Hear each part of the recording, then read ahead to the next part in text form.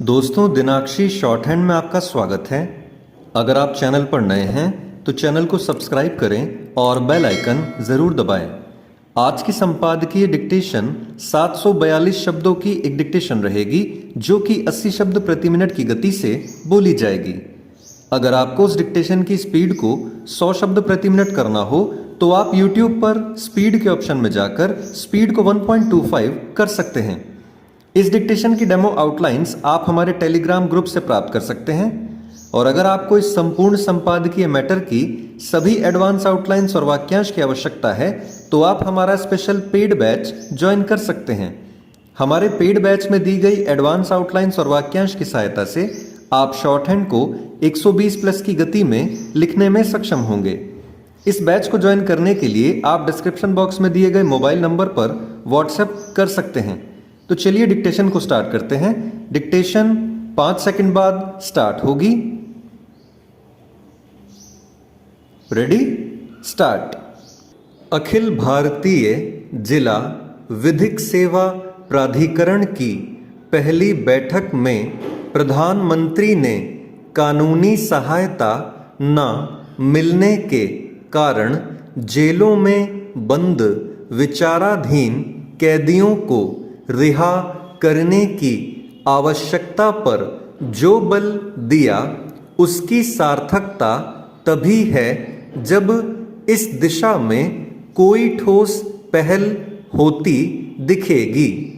यह पहल इसलिए होनी चाहिए क्योंकि एक आंकड़े के अनुसार कारागारों में बंद करीब 6 लाख कैदियों में से विचाराधीन कैदियों की संख्या लगभग 80% है।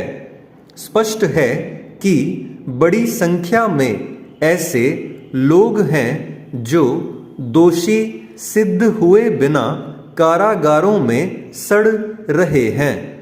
इनमें से तमाम कैदी ऐसे भी हैं जो उससे कहीं अधिक समय जेलों में काट चुके हैं, जो उन्हें दोषी करार दिए जाने पर काटना पड़ता। आखिर ऐसे सभी कैदियों को रिहा करने का कोई फैसला क्यों नहीं लिया जा सकता? क्या इससे बड़ी विडंबना और कोई हो सकती है कि बिना दोषी साबित हुए लाखों लोग जेल में सड़ते रहें? इस विडंबना के लिए न्याय प्रक्रिया की सुस्ती जिम्मेदार है। विभिन्न मंचों से यह तो बार बार दोहराया जाता है कि समय पर न्याय न मिलना अन्याय है, लेकिन इस अन्याय को दूर करने के लिए जैसे प्रयास किए जाने चाहिए वैसे होते नहीं दिखते। इसका प्रमुख कारण यह है कि कार्यपालिका और न्यायपालिका के लोग एक दूसरे पर जिम्मेदारी डालकर अपने कर्तव्य की इतिश्री करते रहते हैं।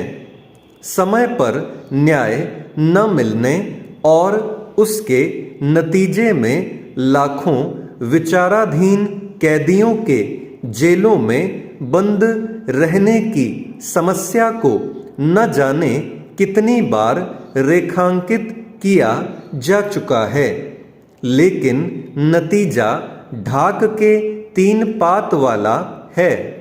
इसका कोई मतलब नहीं कि कार्यपालिका और न्यायपालिका न्यायिक क्षेत्र की समस्याओं का बार बार उल्लेख तो करें, लेकिन समाधान निकालने के लिए तत्परता न दिखाएं। जैसे अभी अखिल भारतीय जिला विधिक सेवा प्राधिकरण की बैठक में विचाराधीन कैदियों का विषय उठा, वैसे ही चंद दिनों पहले अखिल भारतीय कानूनी सेवा प्राधिकरण के एक कार्यक्रम में सुप्रीम कोर्ट के मुख्य न्यायाधीश ने कहा था कि आपराधिक न्याय प्रणाली में कानूनी प्रक्रिया एक सजा है और कैदी अक्सर अनदेखे अनसुने नागरिक बनकर रह जाते हैं।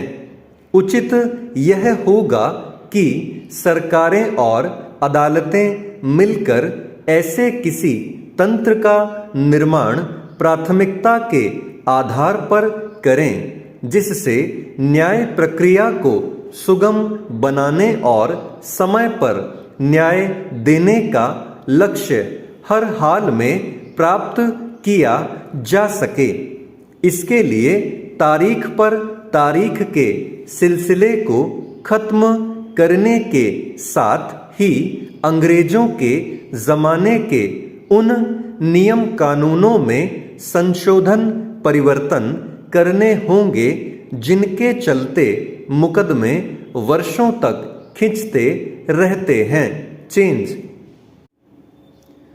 हर राज्य का यह दायित्व है कि वह अपने उन नियमों की समीक्षा करे जो सीमावर्ती जनपद के लोगों के लिए परेशानी का कारण बने हुए हैं।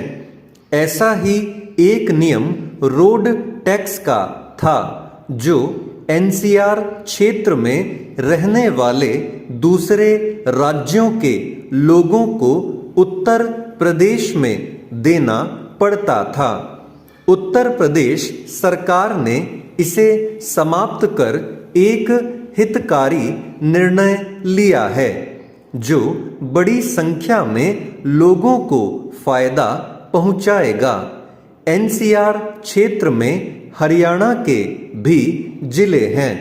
यहाँ की बसें अपने राज्य में तो टैक्स देती ही थीं, उत्तर प्रदेश में आने पर उन्हें अतिरिक्त टैक्स देना पड़ता था।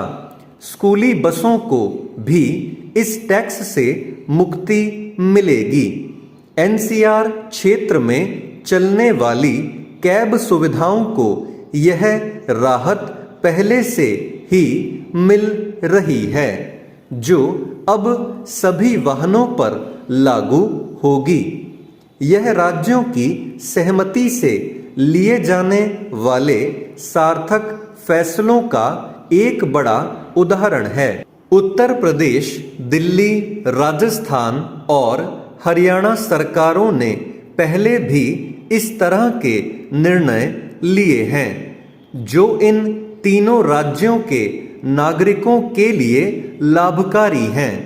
वस्तुतः राज्यों को ऐसी अन्य समस्याओं को भी चिन्हित करना चाहिए कि कौन से नियम से लोगों को परेशानी का सामना करना पड़ रहा है और उनका समाधान किस तरह किया जा सकता है।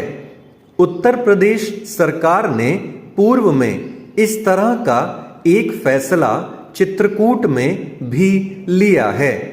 चित्रकूट क्षेत्र का कुछ हिस्सा उत्तर प्रदेश में और कुछ मध्य प्रदेश में है। वहाँ एक राज्य से दूसरे राज्य में जाने पर टैक्स लगता था। इसे दोनों राज्यों की आपसी सहमति से खत्म किया गया और अब पर्यटकों को वहां आने जाने में कोई समस्या नहीं होती। अड़चनें दूर होती हैं तो लोगों की जीवन शैली सहज होती है। इसलिए किसी भी राज्य में किसी भी दल की सरकार हो, लेकिन पब्लिक की समस्याओं पर आपसी सहमति हमेशा बननी चाहिए। वह चाहे पानी का बंटवारा हो या फिर सीमा पर आने वाली जमीनों का।